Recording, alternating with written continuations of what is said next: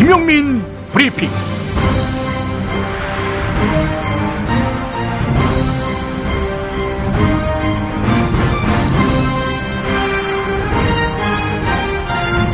(2017년 5월 1일) 월요일입니다. 이른바 5.9 장미 대선이 정확히 D-8일 앞으로 다가왔습니다. 이번 주가 대선의 마지막 분수령이 될 전망입니다. 이번 주말을 기점으로 안철수 후보와 2위권 골든 크로스를 이룰 것이라던 홍준표 후보의 주장, 현실화될까요? 일부 여론조사에서는 오차 범위 내의 접전이 가시화되고 있습니다. 한편 모레까지 조사되는 여론조사 결과만 선거 전에 공표할 수 있게 됩니다. 아울러 이번 주 목요일과 금요일 사전투표가 예정돼 있습니다. 삼성과 롯데 등에서 592억 의 뇌물을 받은 혐의를 포함해 18가지 죄목으로 기소된 전직 대통령 박근혜의 첫 재판이 이번 주 시작됩니다. 모든 혐의를 줄곧 부인해온 박근혜. 변호인 추가 선임이 없는 상태로 재판에 임하는데요. 통상 준비 기일엔 변호인의 출석 의무가 없습니다. 하지만 초췌한 모습을 보임으로써 동정 여론을 자극해 대선 전국 마지막 변수를 만들어낼지 주목됩니다. 월요 스페셜로 함께할 1부 시작하겠습니다. 어제 도올 김용옥 선생과 함께하는 북콘서트 공개방송. 서울 한신대 신학대학원을 가득 메워주신 애청자 여러분, 진심으로 감사합니다. 광고 듣고 오늘 순서 시작합니다. 야, 너 홍어 판다 그랬지? 팔지. 근데 홍어가 진짜 그렇게 몸에 좋아? 아니, 끝내준다니까. 우리 엄마 관절염인데? 홍어. 나 숙취는? 홍어. 마누라 다이어트는? 홍어. 큰이모 변비? 홍어. 작은형 소화불량은? 홍어. 여동생 피부? 홍어. 큰 누나 주름? 홍어. 명절 때 선물은? 홍어라니까. 근데 비싸지? 열나 싸고 열나 맛있는 홍어가 있다니까. 어디? 알싸한 홍어. 네이버 검색창에 알싸한 홍어를 검색하시고 1599-6456.com 혹은 1599-6456 전화주문도 가능합니다. 하나 더, 알싸한 홍어는 진공포장 택배 배송 판매하며 직접 개발한 특제 소스를 서비스로 드립니다. 충남 금산의 넓은 인삼밭, 정성농장을 일군 농부아버지 이정열 씨. 자연은 노력한 만큼 내어준다. 그 자연의 마음을 알기에 정성농장을 더불어 일구는 아들 이성규 씨도 아버지에게 배운 것처럼 정직하고 또 성실하게.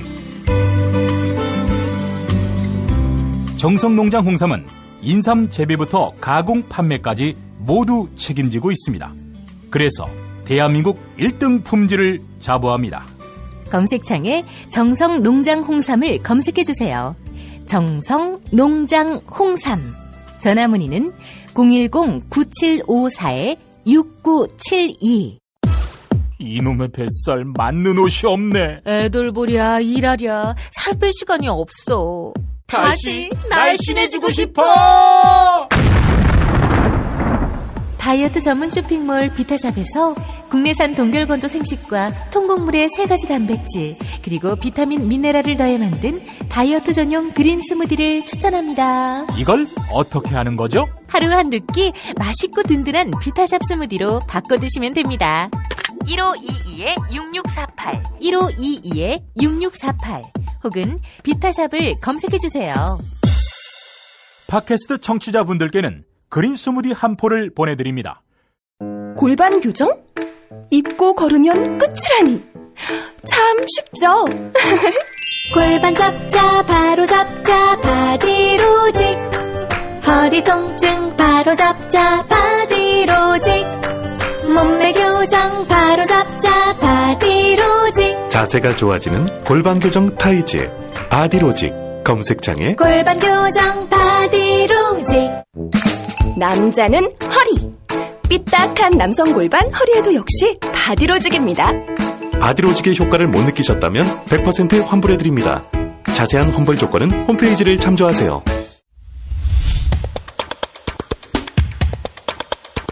팟캐스트 리뷰로 함께합니다.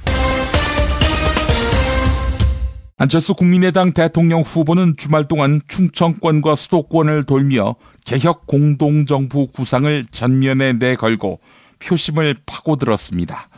김종인 전 의원은 개혁 공동정부 준비위원회 위원장을 맡아달라는 안철수 후보 요청을 수락하고 준비위를 오늘부로 가동하겠다. 이렇게 밝혔습니다. 과연 김종인 전 의원은 안철수 후보에게 플러스가 될까요? 마이너스가 될까요? 김종인을 경험한 정청래 더불어민주당 전 의원의 회고가 주목됩니다. 더불어민주당 서울시당 팟캐스트 서당캐 발언 일부 들어보겠습니다. 근데 이제 추호 선생의 심리를 분석해 보면 지금까지 패턴이 뭐냐면 자기가 뭘 하지는 못해요. 자기가 자체 생산력은 없어. 네네. 그러다 보니까 누구한테 이렇게 딱 붙어가지고 정권을 위임해달라. 정권을. 항상 그게야. 그 다음에 정권을 위임해달라는 것에 대한 온도가 다른 거야. 그런데 나한테 정권을 위임한다고 해놓고 나한테 이렇게 대접할 수 있냐. 그거 삐져서 돌아서고. 지금까지 그래요. 박근혜 대통령 도울 때도 그랬잖아요. 네. 그러더니 박근혜 대통령이 뭐 나한테 전화 한 통도 없다. 뭐 나한테 그러더니 삐졌어. 더불어민주당이 왔어. 근데 어쨌든 총선 때 자기가 정권을 행사했지 않습니까? 그 열세로 몰아서 당대표까지 생각을 냈던 것 같아. 안 돼. 그러니까 나한테 당을 다 맡겨놓고 이럴 수 있냐. 또 나가. 그리고 이제 안철수한테도 갔잖아요. 그럼 이제 내가 구성권, 정권을 이제 뭐 위임받은 것처럼 하다가 물론 안철수는 안 되겠지만 어쨌든 또 삐져. 이렇게 갈 것 같은데. 그 김종인 대표를 이제 잘 아시잖아요. 그분 좀 성격이 사실 좀 럭비공 같으신 것 같아요. 그분은 제가 경험한 바에 의하면 저 컷오프 되기 직전까지요. 저하고 독대하고 아침 둘이 식사하면서 사실은 또 저한테 공천 어떻게 하는 게 좋겠냐고 상의도 하고 그거 웬만한 사람 못 하잖아요. 아, 직접 상의를 해요? 저하고 상의도 했었어요. 그러고 낙천한 거예요? 우리 지역은 아니고 가끔 전화해가지고 그쪽 지역은 어떻게 생각하냐 이런 것도 많이 물어봤어요. 그렇게 얘기를 하면 사실 당시에 우리 정청래 의원님은 마포구는 전혀 걱정 안 했을 거 아니에요. 낙천시킬 사람한테 그런 거 상의를 안 하니까. 그렇죠. 그리고 이제 전화하다가 전화로 말하기가 좀 곤란한 내용이 있다는 거야. 그래서 아침에 보자는 거야. 그래서 누구 봐요? 그랬더니 나 정치구하고 단둘이 좀 봐서 할 얘기가 있어. 그러더니 중요한 포스터직 입장이라요. 몇 군데를 나하고 상의를 하더라고. 그래서 내가 이제 의견을 얘기를 했었어요. 근데 그러고 나서 나를 컷오프할 줄은 모르는 거 아니야. 그러니까 참 이상한 성격이야. 그러니까 저도 김종인 대표 관련된 에피소드가 있으면 저 지난해 8월 8일 날 중국 갔을 때 그때 우리 당대표였잖아요. 그러니까 기자들이 초선 국회의원 6명 가는 거 어떻게 생각하냐 그랬더니 가서 뭐 하겠어? 그냥 관광 갔다 오겠지? 당대표가. 예? 그때 박근혜가 막 그 직접 국무위원 소집해가지고 우리 뭐 좌파 세력이라고 정말 정치 공작을 했잖아요. 근데 우리 당대표가 그냥 뭐 가서 뭐 할 수 있는 게 있겠어? 뭐 관광 갔다 오겠지? 이렇게 냉소적인 발언을 해서 제가 오늘 처음 말씀드리는데 저 사실 그때 굉장히 충격적이었어요. 아니, 저는 지금 조금 헷갈리는데 이분 대선 출마 선언하지 않았어요? 했었죠. 그 어떻게 된 거예요? 그 뒤에? 근데 안 하기로 했어요. 드랍했죠. 드랍했어요. 그래서 제가 대선 출마 선언을 했을 때 출마 선언은 하되 완주하지 않는다. 이미 내가 예언했죠. 아니, 그 기간이 상당히 붙어 있을 것 같은데.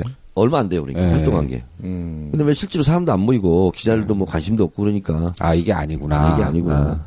저는 이제 그래서 8월 8일 날 중국 갈 때 8월 7일 날 직접 김종인 대표 전화를 주셨어요. 그래서 첫 마디가 내일 갈 거냐. 근데 그날 그 청와대 홍보수석이 가지 말라. 그러니까 초선 국회의원들 이제 만류하는 긴급 기자회견을 했었거든요. 그래서 제가 대표한테 대표님 지금 청와대에서 우리를 못 가게 하는데 만약에 저희 초선 6명이 중국을 안 가게 되면 이거는 외교적인 파장이 생길 것 같습니다. 청와대가 야당 국회의원들 중국 출장 가는 것을 가로막고 있는데 우리가 그런 압력에 굴복해서 가지를 않으면 중국에서나 또 세계 언론에서 어떻게 보겠습니까? 그 말 되네. 그래서 그거는 대표께서 만약에 청와대에서 공식적으로 당에 요청을 했다면 당 지도부가 검토할 문제지만 이건 대표님 그건 아닌 것 같습니다. 이렇게 답변했습니다. 그리고 이 김종인 대표하고 안철수 후보하고 이 둘이요. 그 전에 김종인 대표 영입할 시절에 당에서 아주 거의 막말에 가까운 상대에 대한 아주 비난에 가까운 그런 평가를 했는데 이게 상당히 뭐 상황이 급해서 그런지 예? 뭐 어떻게 이렇게 됐는지 모르겠어요. 그 김종인 대표의 영입은 이제 안철수 후보 측에서는 이제 득표에 도움이 될 거다라고 생각해서 이제 뭐 협조 요청을 했겠지만 우리 정청래 의원님 실제로 도움이 될까요? 제가 봤을 때는 안철수 지지율이 더 떨어질 겁니다. 그 이유를 말씀드리면 김종인은 사실상 지지율 잡아먹는 블랙홀이거든요. 지금 상태에서는. 왜냐하면 국민적 영향력이 아무런 것도 없다라는 것이 사실상 본인이 대선 출마해서 지지율이 1%로 잘 안 나왔잖아요. 그리고 기여한 바가 좀 있긴 있잖아요. 호남에서는 지난 총선에서 우리 호남의 어떤 저기 지휘권을 가지고 했잖아요. 총선에서. 네. 호남에서는 100% 실패하신 분이에요. 그렇죠. 예. 그런 분이 다시 그렇죠. 호남에 가서 호남에서는 안 먹히신 거기다가 그때 이제 셀프 공천 때문에 거기다가 이제 국민의당 내부에 순회급에서 아마 분란과 혼란이 좀 있을 것 같고요. 그리고 이렇게 김종인 대표가 안철수 진영으로 가면서 상대방에게 더 큰 승부욕을 불러일으킵니다.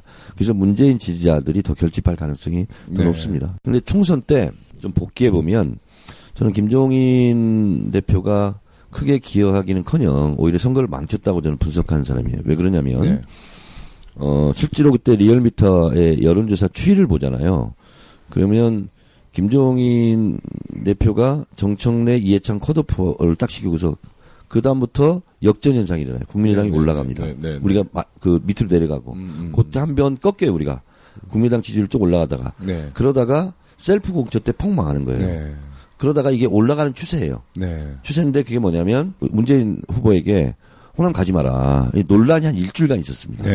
그때 그래서 올라갈 추세가 주춤거려요. 그러다가 문재인 후보가 광주 전남에 가죠.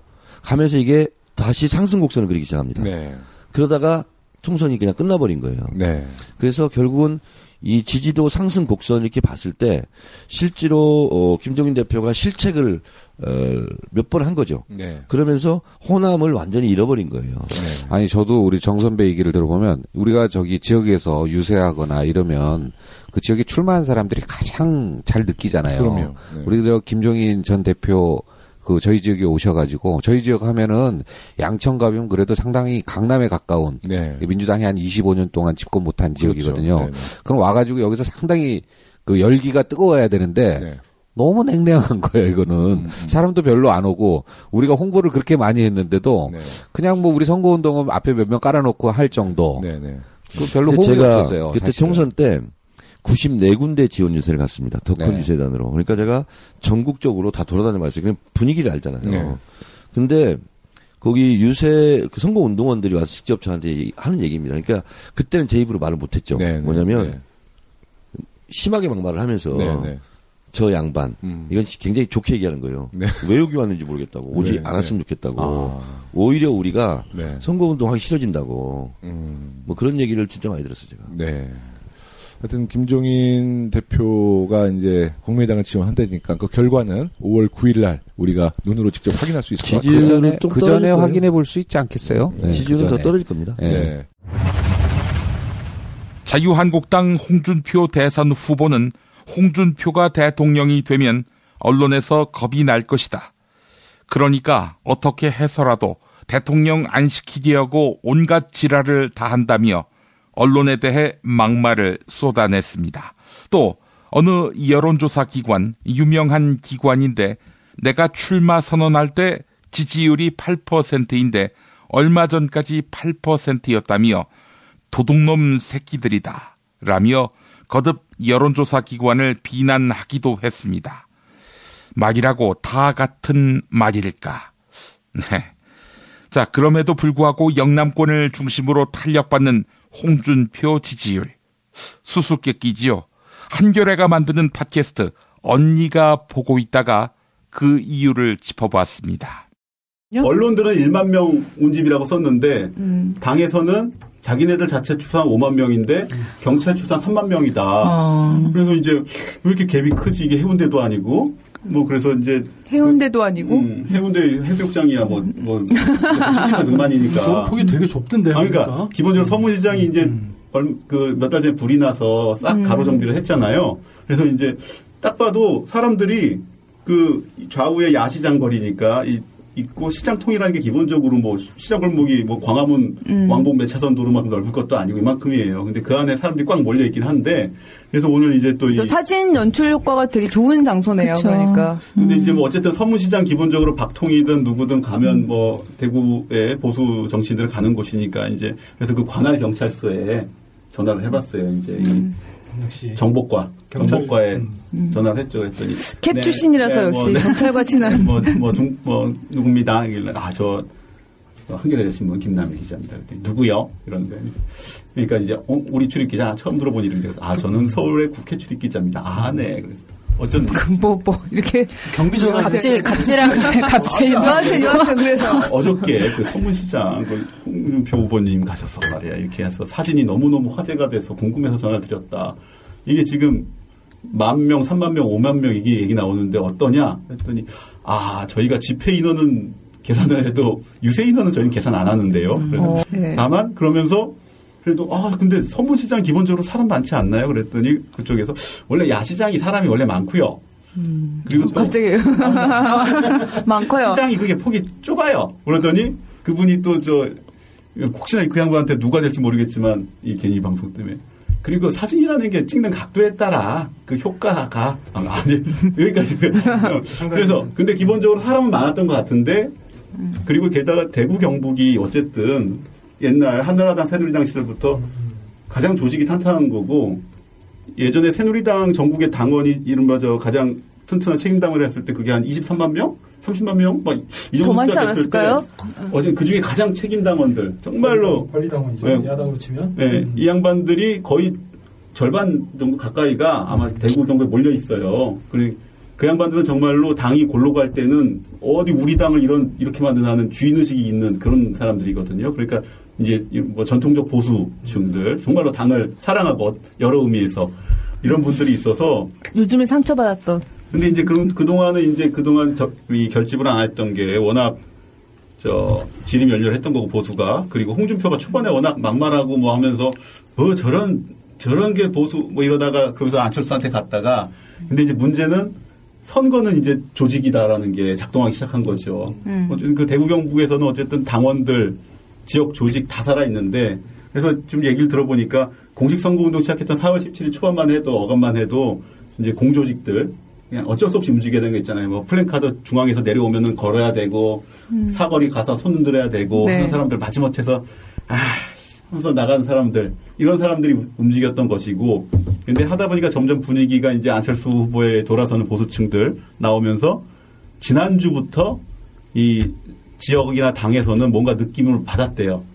당원들이 알아서 움직인다 지역에서 대구 경북 쪽 사람들이 그러면서 어라 이거 이상한데 하다가 지난 주말 되면서 그게 좀 확연히 느껴지고 그러면 마지막 말이 기자들이 제일 늦어. 기자들은 이건 어제 오늘이 한 거 아니야? 그러는 거예요. 네. 그러니까 이미 그 자기네들은 지난주 말부터 이 전화의 조짐을 지역에서 당원들이 움직이고 알아서 안 후보에게서 돌아서서 홍 후보에게로 그래서 전화 온다는 거 아니에요. 요새도 지역에서 보면은 다시 홍준표로 가려고 하는데 이런 전화도 오고 그래서 이제 그걸 바탕으로 해서 이제 그 아까 했던 지지율 전망치가 나오는 것이거든요. 그래서 박지원 상황론이 통한 거예요? 그 동네에서는? 그러니까 기본적으로 가장 그쪽에서 얘기했던 거는 박지원 상황론 통한 거랑 경북 상주 쪽에 국회의원 후보 안 낸 거. 봐라, 저 호남당이지. 지금 경북에 후보 하나도 못 내면서 국회의원 후보도 못 내면서 무슨 여기 와갖고 선거운동을 하고 앉았냐. 이게 있다는 거예요, 기본적으로. 국민의당이라면서 도민의당이네. 이 말이 나오는 거예요, 거기서는. 전라도민의당이지 경북에 후보도 안 내면서 국회의원 호남당이라 안철수 후보가 바빠요. 저 호남 갔다 영남 갔다 지금 양다리를 너무 많이 벌리셔가지고 힘드신 것 같아요. 이건 대구 경북 쪽에서 어쨌든 홍준표 확 올라오는 거가 어쨌든 안철수 후보에 대한 실망감도 있겠지만 기본적으로 조직이 움직이고 지역 조직이 다시 살아서 움직이고 당원들 움직이고 그리고 아까 말했던 이런 상황론 오늘은 이제 몸통론도 나왔죠. 이제 근데 나는 궁금한 게 아니 조직이 살아서 움직일 계기가 뭐예요? 왜 살아서 움직이는 거지? 안 움직이다가? 그러니까 그게 처음에는 홍준표나 이거에 대한 워낙 실망이 컸으니까 아니면은 기존 후보들에게 그래서 그 부분 물어봤어요. 그쪽 이제 지역 당협위원장들한테 물어봤더니 처음에는 그랬는데 기본적으로 이게 약간 서로 말려 올라가는 거 있잖아요. 그래 홍준표 쪽은 몰라. 딴 데서. 그리고 지금 계속 나오는 메시지들이라는 게 지금 나오는 어떤 후보들도 말하지 않는 메시지들이잖아요. 지금.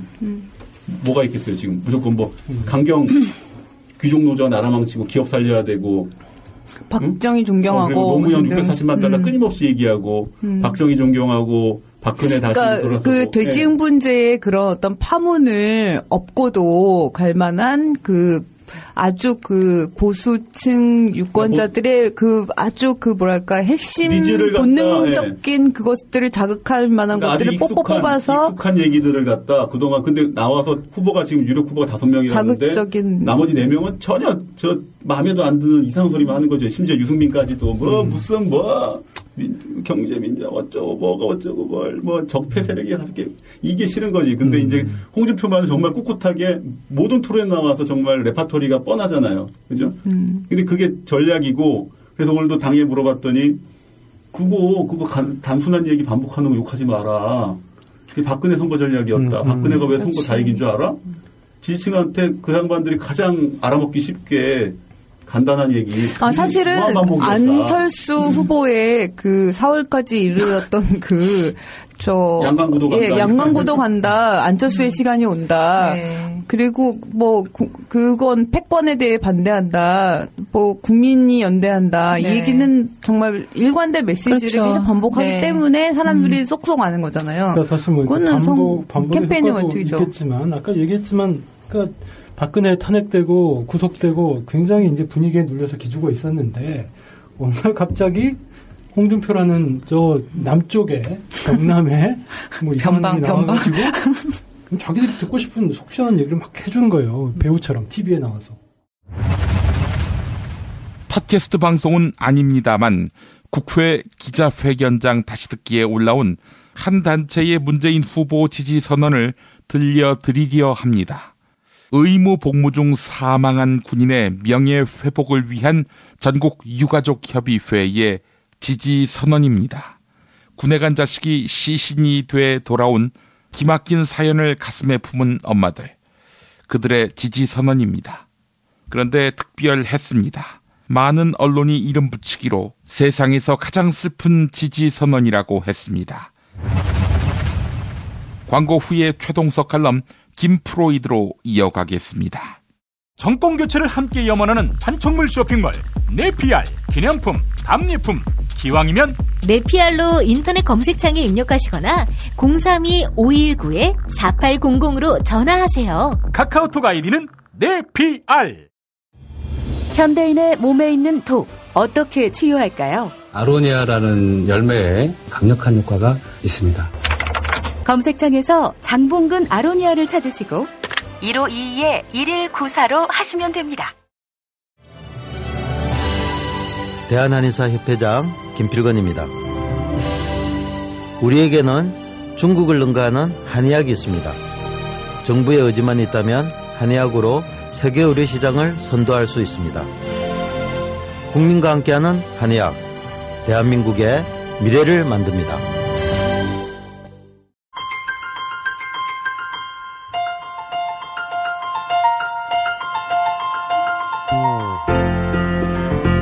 최동석 칼럼.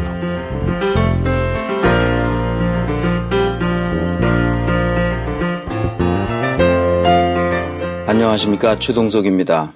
지난 시간에 성취예측 모형의 도구적 영향 요소들에 대해 살펴보았습니다. 성취예측 모형은 크게 보면 도구적 영향 요소, 추상화 영향 요소, 그리고 목적 지향적 영향 요소, 이렇게 세 가지로 분류해서 파악한다고 했습니다. 이렇게 분류하는 이유는 어떤 일을 성취하는 과정에는 인풋 요소, 프로세스 요소, 아웃풋 요소가 반드시 필요하기 때문입니다. 오늘은 성취 예측을 가능케 하는 프로세스 요소인 추상화 영향 요소들에 대해 살펴보겠습니다. 추상화 영향 요소들이라고 했을 때 추상화는 잡다한 여러 요소들이 혼재하는 상황에서 전체를 포괄하여 필요한 에너지를 한 방향으로 집중시키는 것을 말합니다. 지금 우리나라 정치 상황은 매우 복잡합니다. 사드 배치, 4대강 보건사업, 재벌개혁, 언론개혁, 전관 예우 문제, 교육정책, 복지정책, 이런 산적한 문제들이 있습니다. 이 문제의 근본 원인을 찾아 해결책을 제시하는 구호가 있다면 그것이 적폐청산입니다. 이렇게 개념을 명확화하여 활용 가능한 에너지를 한 방향으로 정렬시킴으로써 앞서 말한 여러 복잡한 요소들과 문제 상황을 정리해내는 능력을 추상화 역량이라고 합니다. 이런 추상화 역량이란 창의성, 학습력, 미래지향성이라는 세 가지 영양 요소들로 구성되어 있습니다. 추상화 역량은 비유하자면 목수가 가지고 있는 망치를 어디에 어떻게 쓸 것인지를 찾아내어 망치를 활용하는 능력에 해당합니다. 추상화 역량은 성취의 방향성을 결정하는 데 매우 중요한 역할을 합니다. 이 추상화 역량이 결핍되면 자신이 가지고 있는 좋은 도구들을 어디에 어떻게 써야 할지 모르기 때문에 허튼 짓을 하게 됩니다. 도구적 역량 요소들을 탁월한 수준으로 가지고 태어났지만 추상화 역량 요소들을 제대로 발휘하지 못하여 본인이 불행해질 뿐만 아니라 그가 속한 조직도 실패하게 하는 불상사를 겪는 경우가 아주 많습니다. 대표적으로는 우병우, 김기춘, 홍만표 등과 같은 경우죠. 본인들에게는 얼마나 불행한 일이겠으며 사회적으로도 얼마나 큰 손실이겠습니까? 타고난 좋은 도구적 역량을 잘못된 곳에다 발휘하는 바람에 이렇게 되었습니다. 그러므로 추상화 역량을 잘 발휘하는 것은 도구적 역량보다 훨씬 더 중요합니다. 다시 반복합니다만 추상화 역량에는 창의성, 학습력, 미래지향성 등이 포함됩니다.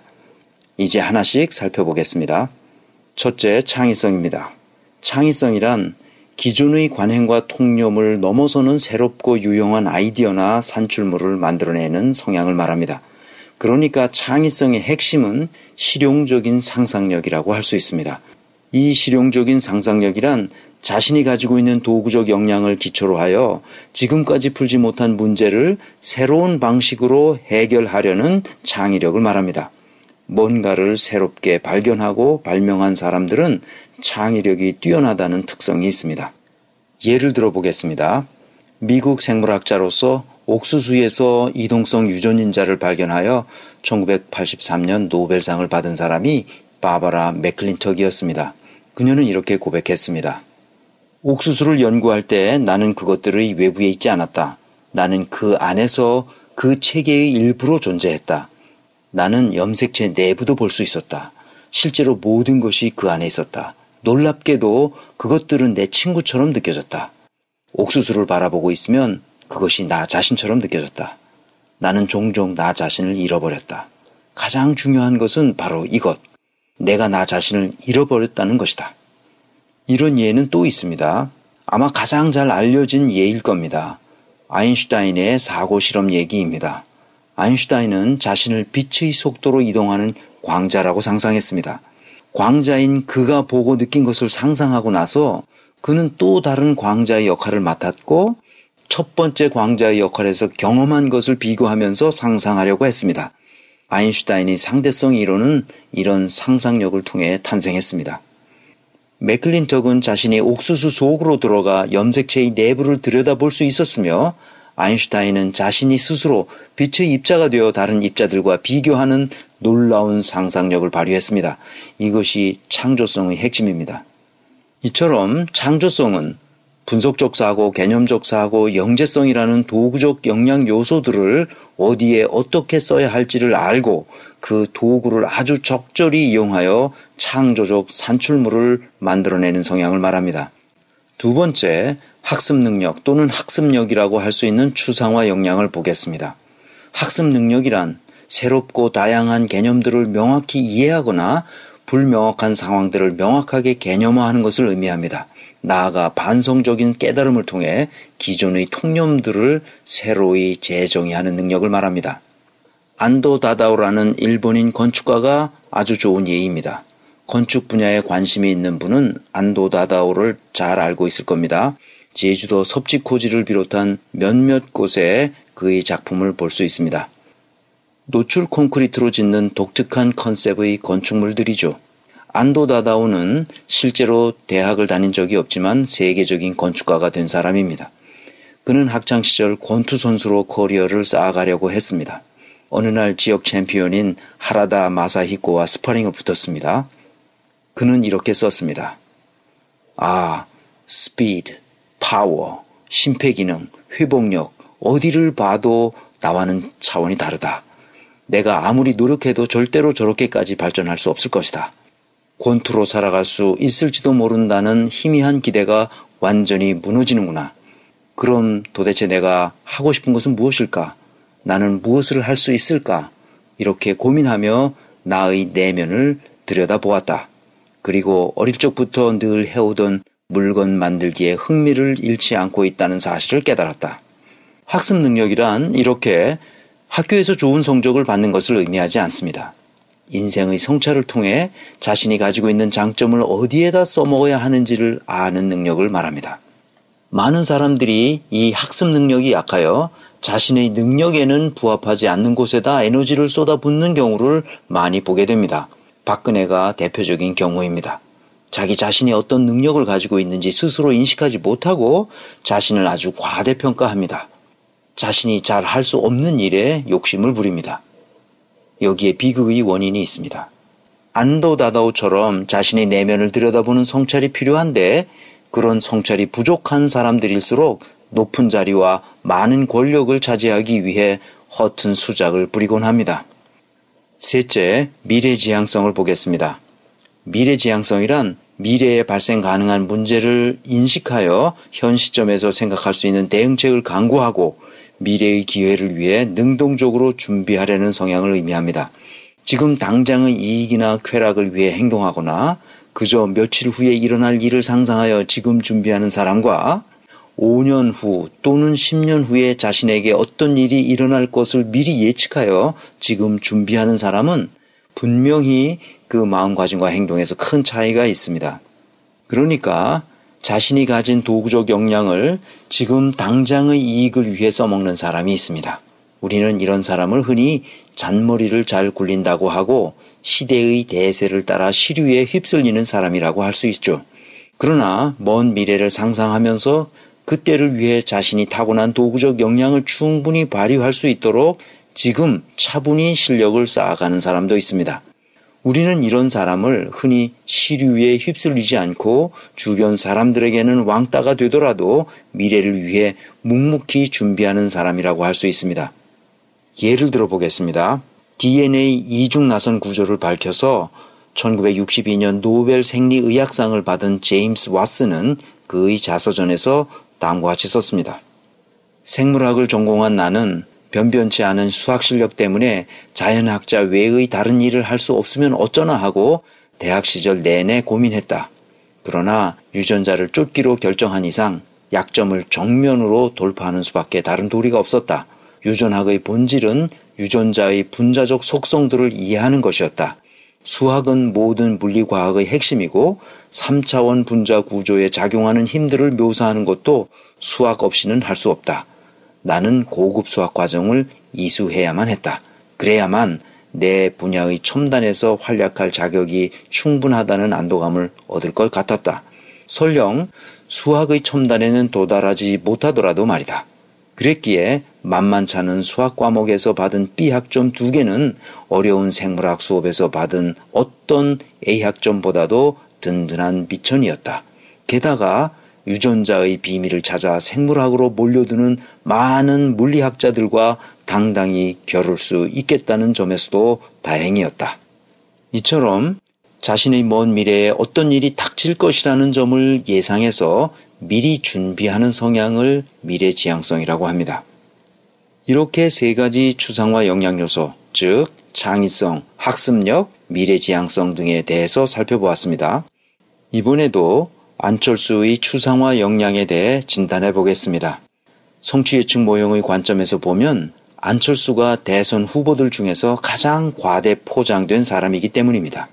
안철수는 지극히 평범한 사람인데 자신이 깨끗하고 훌륭한 사람이라는 이미지로 포장하면 우리 사회에서는 충분히 먹힐 수 있다고 생각한 것 같습니다. 그래서 자신의 역량에 부합하지 않음에도 불구하고 자신을 잘 포장하여 정치판에 뛰어든 사람이었습니다. 그래서 성취예측 모형에 따라 진단해보면 안철수의 추상화 역량 중에서도 미래지향성이 매우 낮은 수준으로 나타납니다. 안철수는 앞으로 먼 미래를 상상하면서 지금 준비하는 사람이 아닙니다. 이것은 개념적 사고의 결핍의 원인이 있을 것입니다만 정치인으로서 1년 후 또는 5년 후 그리고 10년 후에 벌어질 일에 대해 거의 생각하지 않는 것처럼 보입니다. 미래지향성이 낮아서 목전의 이익과 승리에 급급한 사람입니다. 그렇게 진단하는 이유는 간단합니다. 2016년 국회에서 테러 방지법에 대한 필리버스터가 진행될 때였습니다. 테러 방지법이 대한민국의 미래에 어떤 영향을 주게 될지에 대해 아무런 생각이 없었고 안철수는 그저 양쪽 둘 다를 비난했습니다. 안철수는 목전에 떨어진 문제의 가장 올바른 정답이 무엇인지를 찾아 그 정답을 앵무새처럼 말하는 사람이었습니다. 정치 철학의 부재가 그런 잘못된 행동 패턴을 보입니다. 철학의 부재는 개념적 사고력의 결핍과 함께 낮은 미래 지향성을 보입니다. 사드 배치에 대해서도 그렇게 극구 반대하다가 합리적인 이유나 설명도 없이 찬성 입장으로 선회했습니다. 사드가 배치되면 미래에 어떤 일이 발생할 것인지에 대해 납득할 만한 어떤 설명도 없었습니다. 지금 당장 보수층의 표를 얻기 위해 입장을 바꾼 것뿐입니다. 당장의 이익과 승리를 위해 행동할 뿐이죠. 안철수 부인 김미경 서울대 교수의 임용 과정은 미심쩍은 구석이 있지만 그건 그냥 그렇다 치더라도 안철수가 부인이 해야 할 사사로운 일을 자신이 보좌진에게 하도록 시킨 것은 공사를 구별하지 못한 잘못이 있습니다. 대통령이라는 선출직 고위 공직자가 되려고 하는 사람이 나중에 밝혀질 것이 뻔한 것인데도 이렇게 사사로운 행동을 하는 것은 미래지향성이 매우 낮기 때문에 나타난 사건입니다. 안철수는 목전의 이익과 승리에 연연하는 보통 사람입니다. 공적으로 큰 일을 맡기에는 적합한 인물이 아닙니다. 적어도 고위 공직을 맡으려면 10년 이상의 미래를 내다볼 수 있는 미래지향성을 갖추고 지금 현재를 철저하게 준비하는 사람이라야 합니다. 이기려고 하기보다는 옳은 일을 하려고 하는 사람이어야 합니다. 이것이 미래지향성이라는 영양 요소를 발휘하는 사람들의 특징입니다. 이 칼럼을 들으시는 분들 중에는 안철수 지지자들도 꽤 있을 겁니다. 노여워하지 마십시오. 성취예측 모형에 의한 영양 분석은 매우 과학적인 것으로 일반인들의 상식보다는 훨씬 높은 예측력을 가지고 있습니다. 큰 이변이 없는 한 금년 가을 학기에 성취예측 모형 기초과정 워크숍을 다시 개최할 예정입니다. 여러분도 성취예측 모형을 배우면 안철수가 어째서 공직에 부적합한 인물인지 알 수 있을 것입니다. 끝으로 추상화 역량과는 상관없이 한 말씀 더 드리겠습니다. 지난 칼럼을 들은 어떤 분이 문의해 왔습니다. 안철수가 서울대 의대를 나와서 의대 교수를 하다가 벤처사업가로 변신하여 크게 성공했고 미국 와튼스쿨을 나왔는데 트럼프 대통령과 동문이라서 사드 문제도 쉽게 해결할 것이고 카이스트 교수와 서울대 교수를 했던 사람인데 어떻게 개념적 사고력을 낮게 평가할 수 있느냐고 문의한 것이죠. 가을에 개설되는 성취예측 모형을 공부하시면 충분히 이해할 수 있을 거라고 답변하고 말았습니다만 우리 사회는 이렇게 인류대학을 나오고 소위 성공한 사람들에 대한 환상이 있습니다. 자신이 그런 경력과 학력을 갖지 못했기 때문에 그런 성공한 사람들에게 일을 맡기면 잘할 것으로 착각합니다. 절대로 그렇지 않습니다. 성공 신화를 가지고 있던 이명박을 뽑았더니 어떻게 되었습니까? 고승덕이 2014년 6월 서울시 교육감 후보로 나온 적이 있었습니다. 고승덕은 서울대를 나오고 행정, 외무, 사법 등 고등고시 3관왕에다가 판사와 국회의원 경력을 가지고 있습니다. 미국 예일대, 하버드대, 컬럼비아대 로스쿨을 나왔습니다. 시험 합격증과 학위증을 수집하고 다닌 사람이었죠. 외양을 보면 전부 그럴듯합니다. 그래서 시민들은 그가 공부를 잘한 사람이니까 교육감을 하면 잘할 수 있을 것으로 많은 지지를 보내고 있었죠. 그러다가 미국에 사는 그의 딸이 자기 아버지는 교육감 자격이 없는 사람이라는 주장과 함께 그 이유를 페이스북에 상세히 기록했습니다. 그 바람에 그는 낙선하고 말았습니다. 성취예측 모형에 의하면 학벌에 의한 사회적 성공과 공직 적합성 사이에는 어떤 상관관계도 인과관계도 없습니다. 이렇듯 화려한 경력과 학벌을 가졌다는 것이 공직에 부합하다는 증거가 되지 않을 뿐만 아니라 미래의 성취를 예측하는 진단 기준이 되지 않는다는 사실을 사람들이 잘 몰라서 엉뚱한 사람을 뽑아놓고는 후회합니다. 성취예측 모형을 학습하면 이명박과 박근혜를 공직자로 뽑는 어처구니 없는 실수를 저지르지 않게 됩니다. 다음 시간에도 큰 이변이 없는 한 영양 모델에 의한 성취예측 모형의 목적 지향적 영양 요소에 대해 구체적으로 살펴보겠습니다. 지금까지 최동석 인사조직연구소장이며 아시아 연구 네트워크 인사조직 혁신센터장인 최동석 박사였습니다.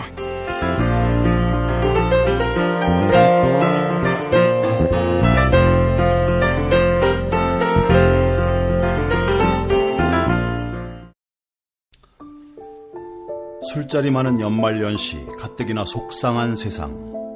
새싹당 콩차를 선물하세요. 가격이 착해서 김영란법에 저촉되지 않습니다. 새싹당 콩차는 남자를 위한 차. 서면보고용으로 아주 좋습니다. 서면보고용. 서면보고. 전창걸닷컴에서 구매하세요. 전화문의 070-8635-1288 070-8635-1288.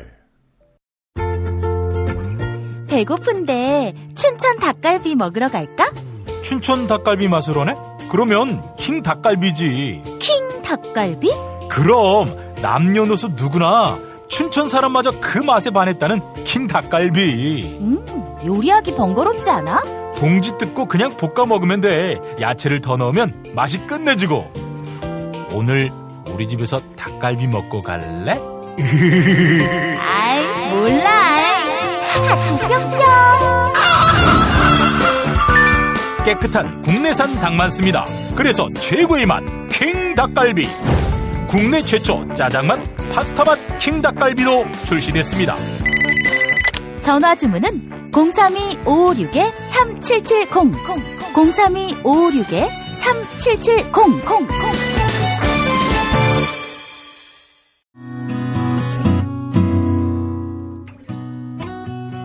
안녕하세요. 조광래 중고차 돌아온 오늘의 한마디. 우리의 끝은 언제나 또 다른 시작입니다. 초심을 잃지 않고 일하고 있는 조광래 중고차의 대표 번호는 1800-9538. 고맙습니다.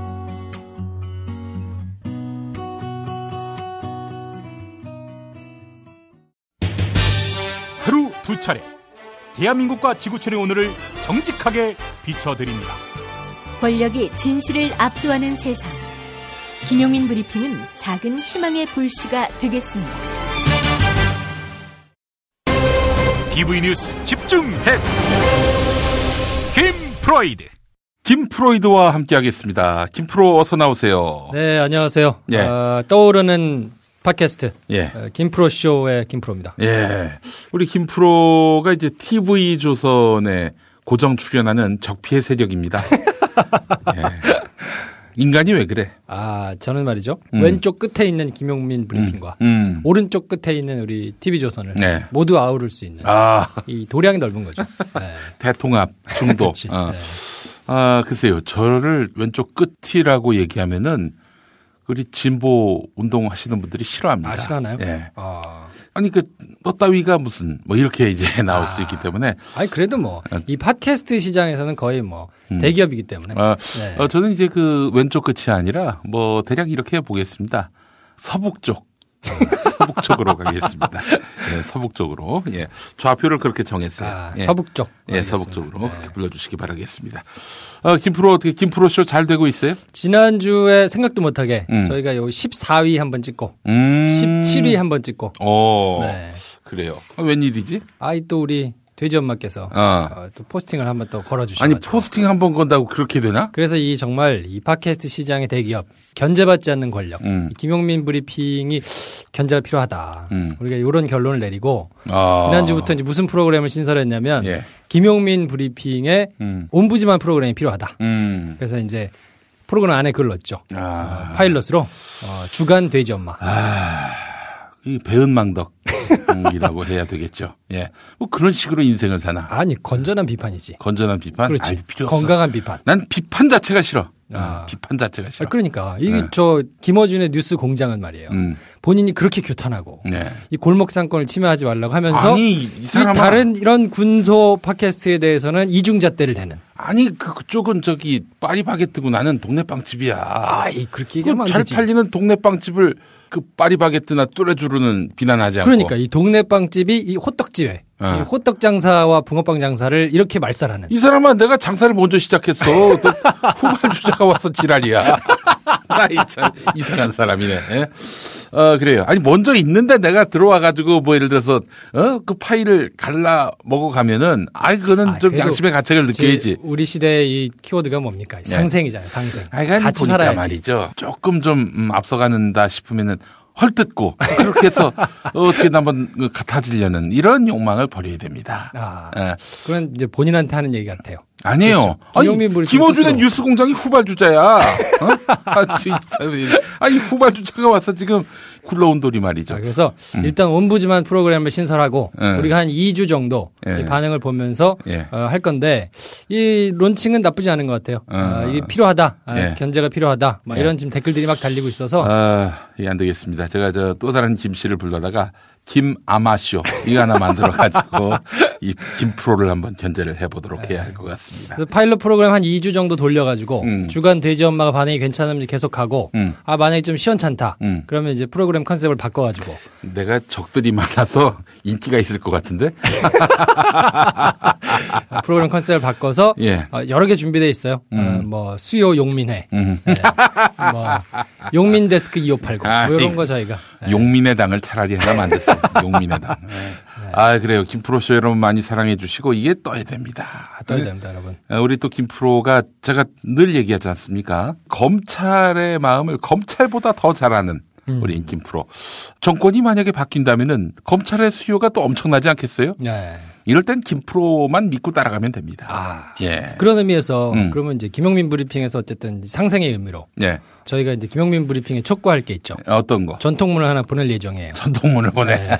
그래서 뉴스 농장 우리가 이걸 확인해 보니까 뉴스 공장의 패러디 아닙니까? 김용민 브리핑과 김프로 쇼의 이 뉴스 농장 방송 요걸 시간을 보니까 한 2주 정도밖에 차이가 안 나요. 그래서 뉴스 농장을 포기하시고 김프로 쇼의 뉴스 농장을 헌사해라. 누가 먼저 시작한 거야? 그러니까 2주밖에 차이가 안 나요. 2주 앞서서 내가 시작했다고? 그렇죠. 야, 이 날강도야, 빨리 꺼져.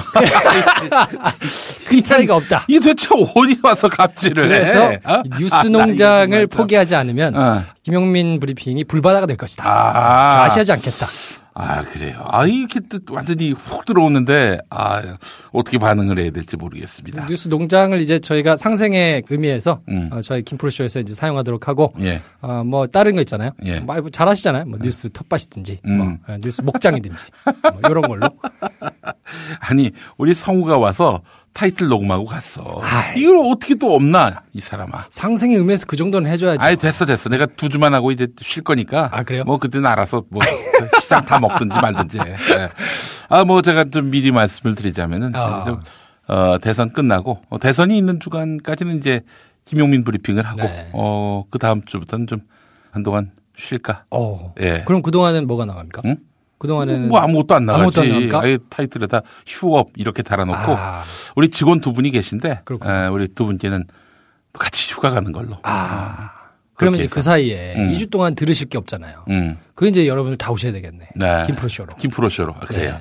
김프로쇼에게 모든 걸 다 맡기겠습니다. 여러분 김프로쇼로 위로를 하시고 달래시고 뭐 결국 실망을 할 겁니다. 이제 실망할 때쯤 내가 다시 나타나겠습니다. 김프로, 이제 대선이 이제 종반전입니다. 다음 주간에 이제 뭐 어느 정도 판세가 정리될 것 같은데, 우리 5월 9일에 득표율 예측 한번 해보죠. 그러죠. 제 생각으로는 말이죠. 문재인 후보가 50%를 넘어야 뭔가 이 국정을 운영하는 데 있어서 안정적으로 조금 갈 테지만 그래도 현실을 무시하기는 좀 어렵다. 그래서 뭐 마지막에 또 이제 그 진보 세력에게 약간의 그 논란의 여지가 이제 동성애 문제 뭐 이런 걸로 좀 있었기 때문에 예. 한 44% 정도를 득표하지 않겠느냐. 네. 동성애 때문에 빠진다고 봐요? 크게는 차이는 없다고 보는데 그래도 어쨌든 그냥 그런 구설에 휘말리면서 뭔가 조금 더 치고 올라갈 수 있는 그 여지가 조금 그냥 박스권에 좀 있지 않겠나. 아, 네. 도리어 이제 문재인 후보 같은 경우에는 동성애 반대 이 입장을 밝히면서 보수층 지지자들에게 뭔가 어필을 하는 그런 맥락이 있었을 거라고 봤는데 도리어 빠진다. 아니 오히려 이제 말씀하신 대로 정확하게 저도 이제 그 생각을 했거든요. 약간 좀 북한 때문에 아니면 뭐 나는 이런 진보적인 색깔 때문에 좀 너무 그런 거 아닌가라고 걱정을 하는 어르신들한테는 예. 오히려 저거를 저렇게 반대하네 명확하게. 그러면 호감의 포인트가 일부 될 수 있죠. 예. 그렇지만 그래도 어쨌든 간에 견고하게 지지 세력을 가지고 있는 원래 진보 성향의 사람들한테는 나름의 논란의 여지가 조금 있기 때문에 예. 한 44% 봅니다. 44%. 자, 안철수 후보. 안철수 후보는 오히려 많이 빠져가지고 제 생각에는 한 26% 내지는 25에서 26 사이 정도가 되지 않겠느냐. 네. 자, 그리고 심상정 후보 같은 경우에는 한 6% 정도. 6에서 7% 정도를 가져가지 않겠나. 그 홍준표는? 그러면 지금 요게 대충 해가지고 한 44, 26, 6 정도 하면 76%거든요. 아, 예. 네. 그 나머지다. 보수 정당 그 나머지가 이제 뭐 군소 완전 그 나머지 10명부터 시작해가지고 예. 유승민, 홍준표를 합치면 나머지 이제 14% 정도를 보수가 갈라먹지 않겠느냐. 예. 네. 홍준표는 몇 퍼센트? 그러면 제 생각에는 뭐 한 10%, 11% 정도? 15% 안 넘는다. 안 될 것 같아요. 야, 그럼 씨발 좆대네. 250억을 땡겼다는 거 아니야, 대출로. 알아서 하겠죠. 뭐 당사도 있고 많이 있으니까. 그렇지 뭐 그 사람들 우리가 그 사람들 걱정해 줄 돈 걱정을 해줄 현지는 없어 보여요. 예. 저 사람은 유승민. 오히려 유승민이 굉장히 어려울 수 있을 것 같은데 거기가 뭐 한 4, 5% 정도밖에 홍준표 후보하고 나눠 먹는 거에 따라서 다를 수는 있는데 거기가 뭐 한 이제 뭐 3%에서 5% 그 정도 사이지 않을까. 오히려. 알겠습니다. 뭐 대략 그렇게 예측이 됐고요. 틀리면 이제 개망신을. 근데 뭐 개망신이랄 게 없는 게 예. 제가 정치부를 출입한 게 아니기 때문에 뭐 틀려도 되죠. 예. 정치부 출입 안 했는데 왜 예측을 해? 당신이 하라고 그랬잖아. 그랬어? 아니 남이 하라고 해서 하나? 이상한 사람이네 이 사람. 아마 아니야 아마 김아마. 김아마. 예. 네. 김엄마와 김아마가 함께하고 있습니다. 이제 저는 이제 우리 김용민 씨의 그 분석에 굉장히 동감해요. 그 촛불 세력이 예. 전체적으로 한 뭐 8대2 그 중에서도 이제 그 팔에 있던 사람들이 전부 다 진보는 아니거든요. 네, 그러니까 한 75% 그 언저리 사람들이 진보 세력에 있는 문재인, 안철수, 심상정 요 세 후보를 지지하는 세력과 거의 좀 동등할 것이다. 라는 예측이 큰 틀에서는 비슷하게 가지 않을까. 그래서 한 70%, 75% 뭐 요 정도는 진보 세력이 좀 얻었으면 좋겠다. 개인적인 바람이기도 합니다. 저도 뭐 사실 그 점에 굉장히 공감하는 바인데요. 결국 지난번에 안철수가 치고 올라왔을 때 그때도 실은 75% 안에서의 표가 왔다 갔다 했을 뿐이지 이게 뭐 홍준표로부터 왔다든지 빠졌다든지 저는 그렇지 않다고 봅니다. 저는 도리어 홍준표, 유승민 등 이 보수 세력들, 박근혜 시대의 수혜자들 이 사람들이 박스권 안에서 갇혔다. 25% 이 박스권 안에 갇혀 있다. 이렇게 그렇죠. 판단을 합니다. 그리고 이제 제가 원래 평소에 가지고 있던 생각은 토론 자체는 지지하는 후보를 결정하는 데 있어서 그다지 영향을 못 미치는 거 아니냐. 지난번 이제 박근혜 전 대통령 사례를 좀 보면 아이고 토론 완전히 폭망이었지. 그렇죠. 토론을 완전 폭망했는데도 그렇게 지지율과 그렇게 뭐 나중에 득표율하고 크게 연결이 안 됐던 것 같아요. 그래서 이게 뭔가 내가 지지하는 후보가 좀 당하거나 못하거나 그러면 그거를 연민의 정을 느낄 뿐이지 이걸로 선택을 하긴 좀 어렵지 않겠나 이제 생각을 했었는데 초반에는 뭐 그런 말이 있었잖아요. 이정희 통합진보당 후보 비난하는 사람들이 많았어. 그렇죠. 뭐 이정희 때문에 뭐 선거에서 사실상 문재인이 진 거다. 말도 안 되는 개소리지. 그 사람들은 원래 이제 박근혜를 지지할 마음이 있었고 지지의 명분을 얘기하자니 할 말은 없는 거야. 그러니까 이정희 탓을 하는 거지. 그렇죠. 이정희를 지지할 의지도 없었고 문재인을 지지할 그런 아무런 욕망도 없었던 사람들이에요. 근데 그때는 이제 너무 완벽하게 무소속 후보 뭐 4명을 빼고는 양자 구도가 딱 굳어져 있는 상태이기 때문에 그렇죠. 예. 이정희가 빠지고 나서 표심에는 사실 큰 영향이 없었다고 보이는데 예. 그래서 사실은 이번 선거도 좀 비슷하지 않겠나 하는 생각을 초반에는 했거든요. 예. 근데 다시 생각을 해보니까 이게 문재인 후보를 제외하고는 안철수 후보 말고는 나머지 사람들은 대선 후보가 될 것인가에 대해서 정확하게 확신이 없었거든요. 예. 그리고 안철수 후보 역시 명확한 정보가 많지 않았어요. 그렇기 때문에 급하게 대선을 치르는 이 과정에서는 저 사람들에 대한 정보를 얻을 수 있는 방법이 굉장히 상당 부분 많은 데서 이제 토론회에서 작용을 하고 또 토론의 횟수도 굉장히 많아졌기 때문에 지난번에 그 반성 차원에서 그렇기 때문에 누구를 지지할 것인가를 결정하는 마음을 굳히는 데 있어서 토론이 꽤 영향을 미친 것 같다. 그런 차원에서 안철수 후보가 굉장히 좀 손해를 본 것 같고 그게 결국은 득표율로 좀 연결되지 않겠느냐. 그래 이번처럼 다자구도에서는 토론도 하나의 변수가 될 수 있겠다는 생각은 드는데 그렇지만 저는 항상 이렇게 봅니다. 토론에서 승자는 없다. 그럼요. 패자만 있을 뿐이다. 그렇죠. 예. 그런 의미에서 패자의 이미지가 너무 굳어졌어요. 네. 유인태 의원이라고 있죠.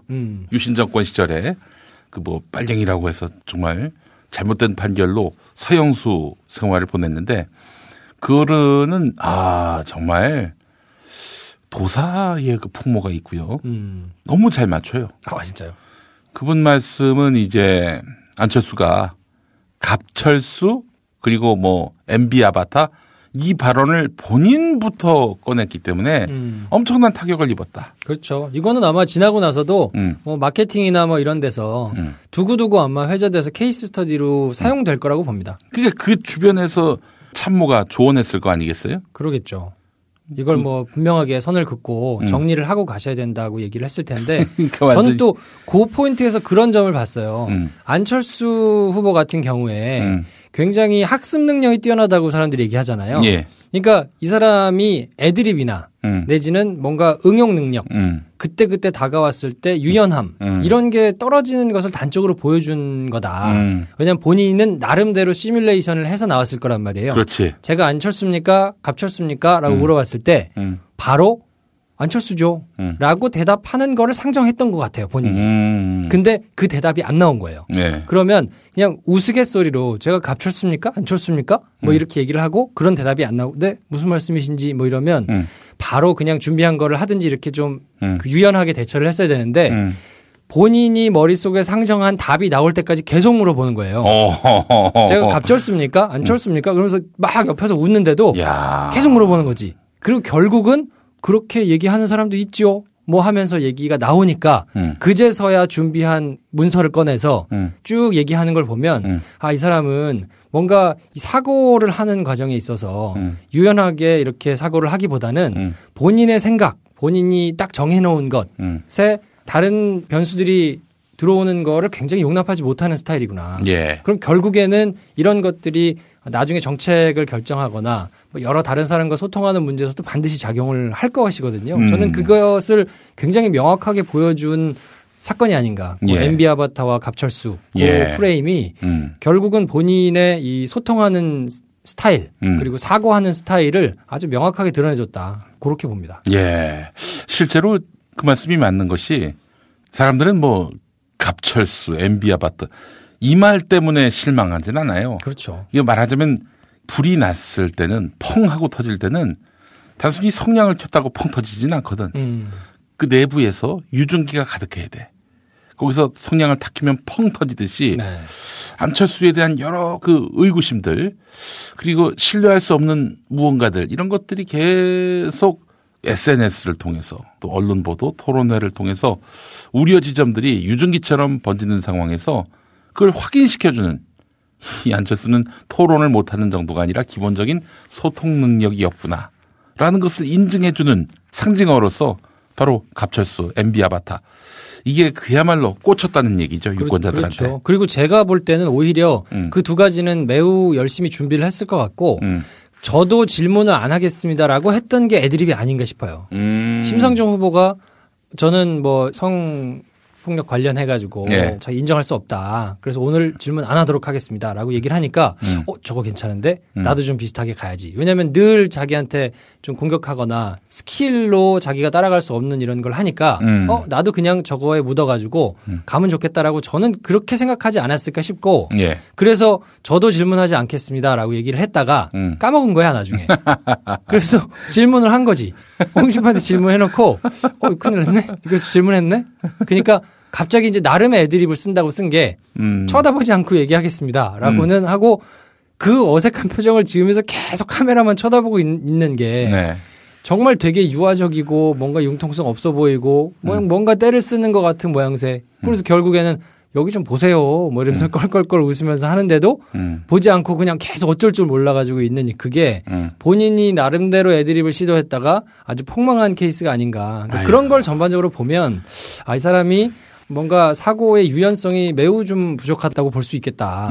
뭐 그런 거를 사실은 지금 2달 만에 우리가 빨리 대선을 치러야 되는 이유가 이렇게 비상시국이 생긴 이유가 그 박근혜 대통령의 본인의 고집 그리고 절대 소통하지 않는 것 아주 그 소통 능력이 떨어지는 그런 전반적인 여러 가지 것들 때문에 이 난리가 나가지고 우리가 대선을 치르고 있는 것인데 그런 데자뷰 잔상이 그 안철수의 토론에서 계속 비춰진 거 아닌가 그렇게 생각을 하고요. 그런 것들이 결국은 지지를 철회하는 요인으로 작용을 한 게 아닌가 저는 그렇게 생각합니다.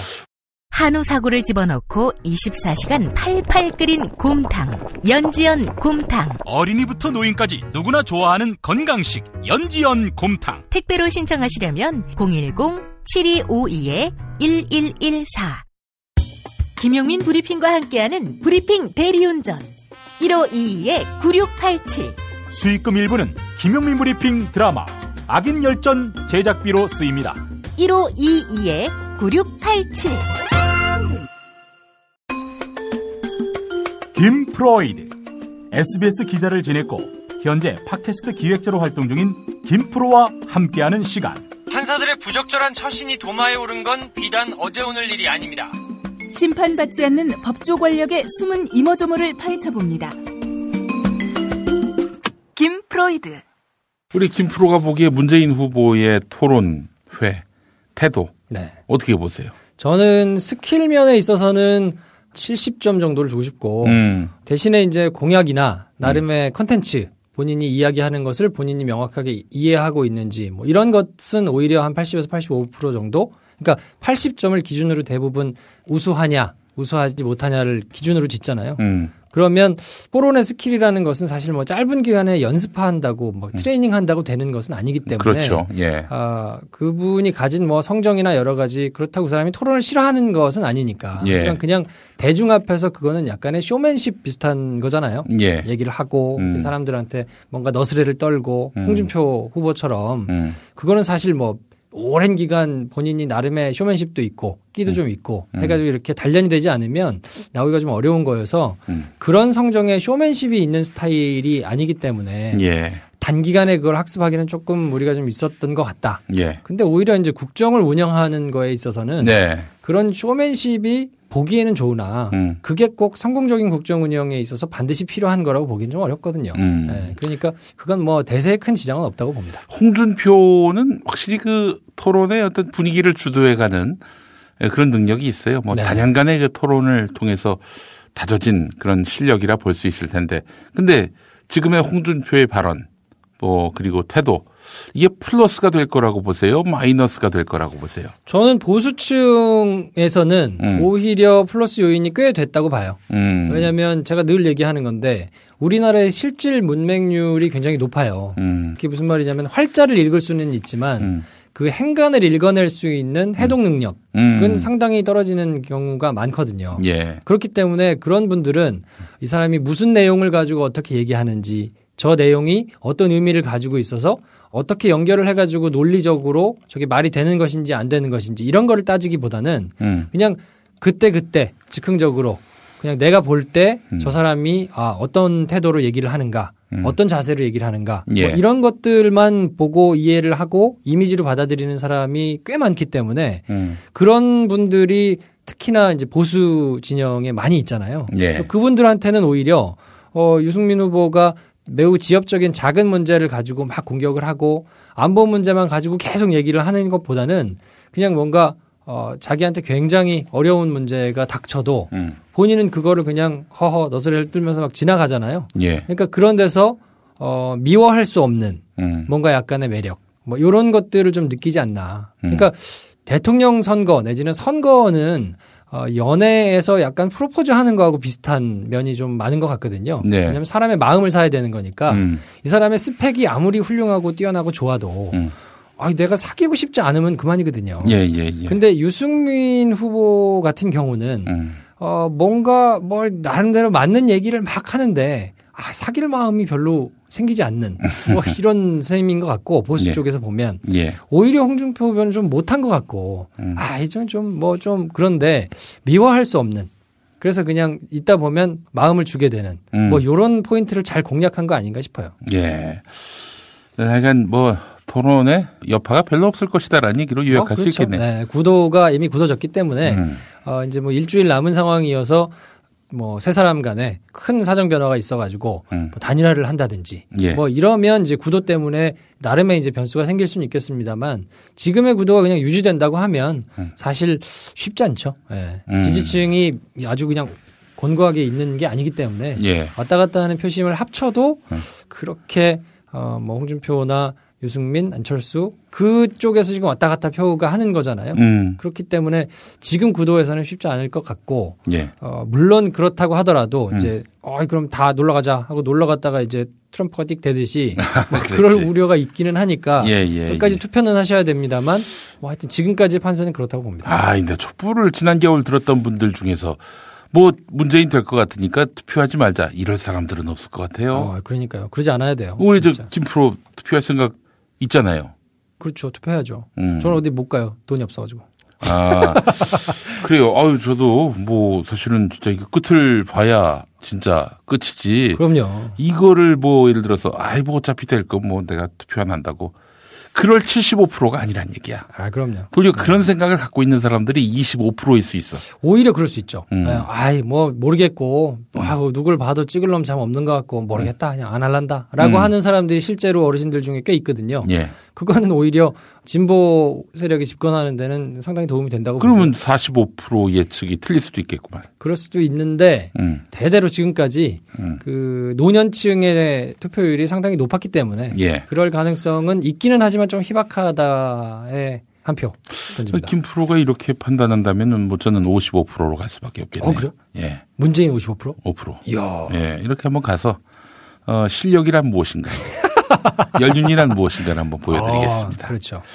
솔직히 나도 마음이 두 가지야. 55% 이상, 50% 이상, 혹은 45% 이상. 그럼 세 개구나. 두 개가 아니라. 그런데 말이죠. 적어도 50% 이상은 나와줘야 문재인 후보가 어디 가서 방귀를 낄 수가 있는 겁니다. 만약에 45% 나온다? 그러면은 55%의 국민이 반대하는 대통령을 만들 수가 있거든. 그렇죠. 사실 MB도 한 48% 득표했어요. 투표율이 굉장히 낮은 편이었고 2위하고의 격차가 상당해서 MB에 대해서 정통성 시비를 걸지 않는 면이 있는데 문재인은 뭘 잘못해도 안경테 갖고도 시비를 걸잖아요. 그렇기 때문에 저는 이 득표율이 50%를 넘지 않는다면은 그건 매우 좀 힘든 상황이 오지 않겠는가. 그래서 저의 정말 개인적인 바람은 촛불을 지나면서 사람들이 직접적으로 얘기를 하지 않지만 다 보고 있고 판단하고 있지 않을까 하는 개인적인 좀 바람은 있어요. 그러니까 자기가 지지하는 이 보수를 지지하든 진보를 지지하든 이런 게 있더라도 지금은 사실 비상 상황이니까 이렇게까지 무능하고 이렇게까지 부패한 정부를 구성했던 사람들이 지금 저렇게 나와가지고 표변해가지고 막 얘기하는 것들에 대해서 사람들이 속으로는 다 판단을 하고 있지 않을까. 그래서 의외로 굉장히 높은 비율로 정권을 교체하려면 제대로 교체를 해야 된다라고 생각하는 사람들이 있지 않을까. 그랬으면 좋겠다라는 게 저 개인적인 바람입니다. 네, 그래요. 제가 대전만한테 무릎을 꿇게 되는 한이 있어도 저는 55% 이상 확 이렇게 좀 나와줬으면 좋겠어요. 내기도 합시다. 뭐 이렇게 자꾸 뽑아 먹으려고 그래. 아니 너무 그러니까 살이 찌는 거예요. 너무 덤비니까 그래. 시원하게 밟아줘야 돼 한때는. 광고가 하나도 안 붙는 이런 프로그램을 밟아서 뭐 합니까 지금? 알겠습니다. 제가 어떻게든 뭐 돌아와서는 팟캐스트 광고 공사 팟코를 구상을 해오겠습니다. 예, 그래서 다 같이 잘 사는 방법은 없는지 한번. 그리고 말이에요. 네. 그 맘마이스 시작하기 전에는 우리 김프로 맘마이스 우리 한번 같이 나와야지 뭐 이런 얘기 하다가 네. 자리를 딱 잡더니 네. 뭐 이런 방구도 없어요. 내 방송은 아니니까. 내 방송이면 부르지. 근데 거기는 또 여러 스태프들이 달라붙으니까 본인이 몸값을 좀 올리고 그러니까요. 몸값을 올리란 말이에요. 또 뉴스 농장을 포기하시고. 아니 김프로를 부르자니 이미 다 끝났어. 검찰은. 검찰 뉴스는 더 이상 부를 게 없어. 그러니까. 아니 근데 어떻게 그 정권 바뀌면은 이제 검찰을 손을 안 댈 수가 없을 거 아니에요. 지금. 손을 대겠죠. 그때는 굉장히 이제 시끄러울 테고요. 나름대로 검찰은 지금 굉장히 바쁠 거예요. 제가 이제 그 라디오 PD로서 검찰 전문가는 김프로 그리고 법조 전문가, 이제 판사 쪽, 법원 쪽으로는 또 이정열 판사. 이분들을 꼽을 수밖에 없을 것 같아요. 그래요? 근데 검찰은 뭐 검찰보다도 잘하는 우리 김프로, 그리고 우리 이 판사님도 딱 판사가 누구냐에 따라서 판단이 딱 서더만. 뭐 오랫동안 또 활동하셨으니까 손바닥 보듯이 아시겠죠. 그리고 양승태는 적폐다. 이렇게 단언을 하셨고. 네. 양승태가 적폐입니까?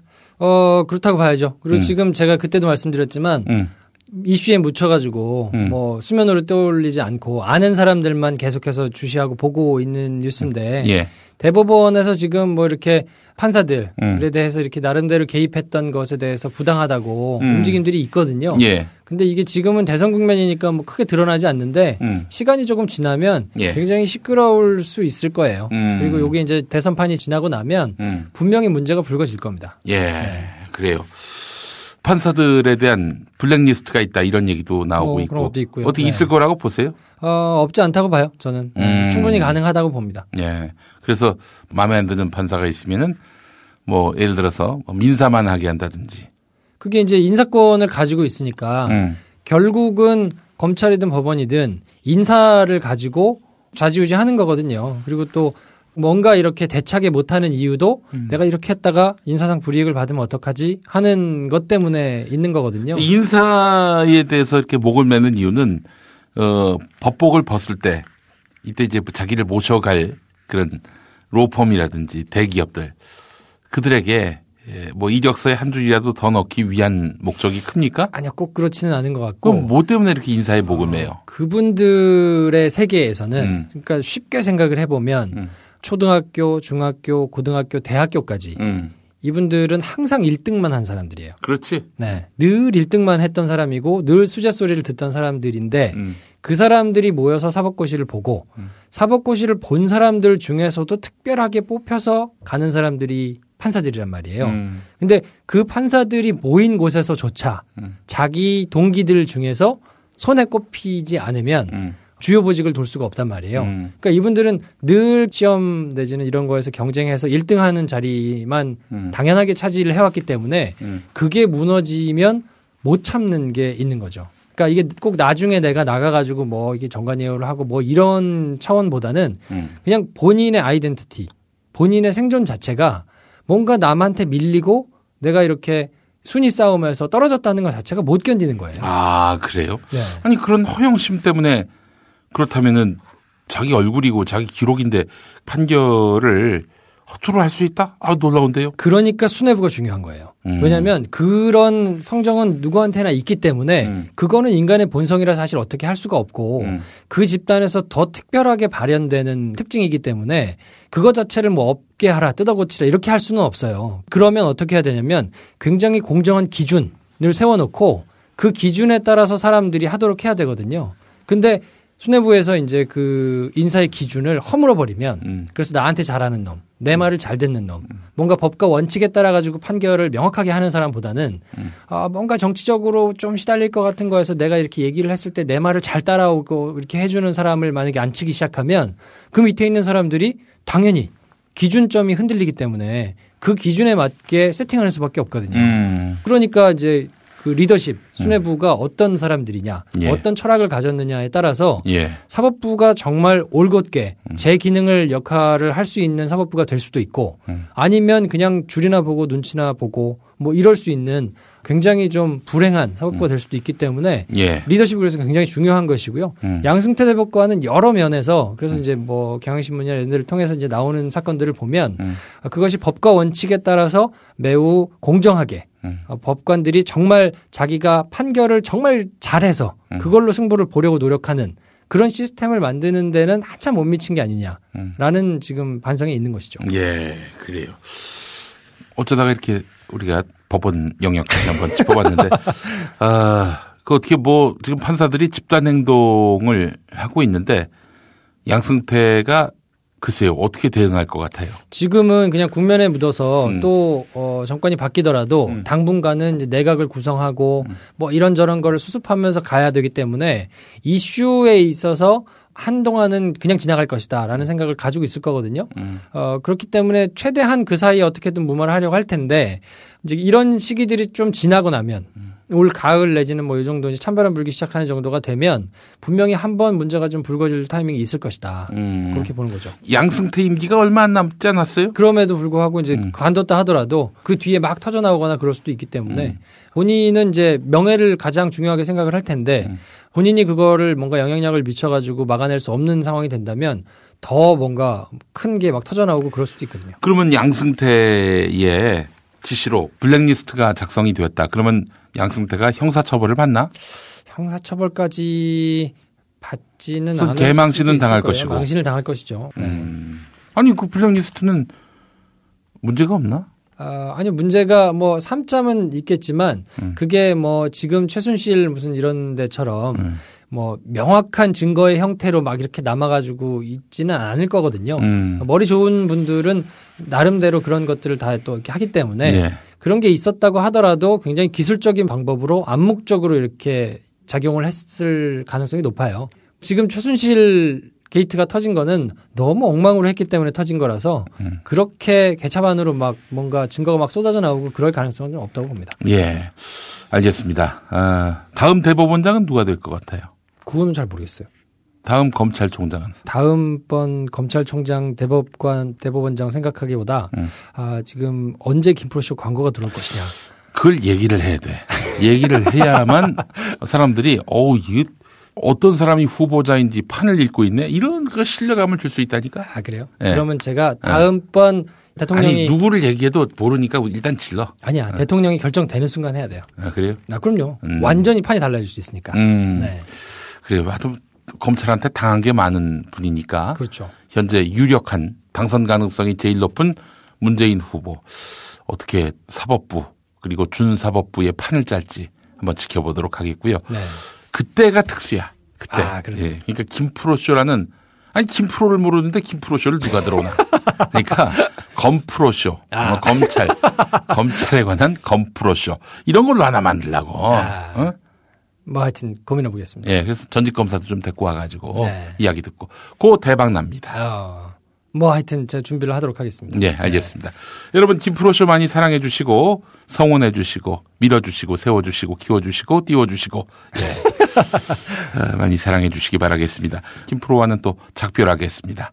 네, 다음 주에 생글생글한 목소리로 듣기 전에 김프로쇼에서 일주일 동안 만나실 수 있어요. 예, 알겠습니다. 김프로쇼에서 만나겠습니다. 자, 대선이 있기 바로 며칠 전에 다시 우리 김프로와 만나는 시간 갖도록 하겠습니다. 고맙습니다. 다음 주에 뵙겠습니다. 김용민 브리핑과 함께한 시간 어떠셨어요? 다음 시간에도 보다 바르고 알차며 즐거운 정보로 여러분을 찾아가겠습니다. 팟캐스트 포털 팟빵에서 다운로드하기, 구독하기, 별점 주기, 댓글 달기로 응원해주세요. 잊지 마세요. 다운로드하기, 구독하기, 별점 주기, 댓글 달기.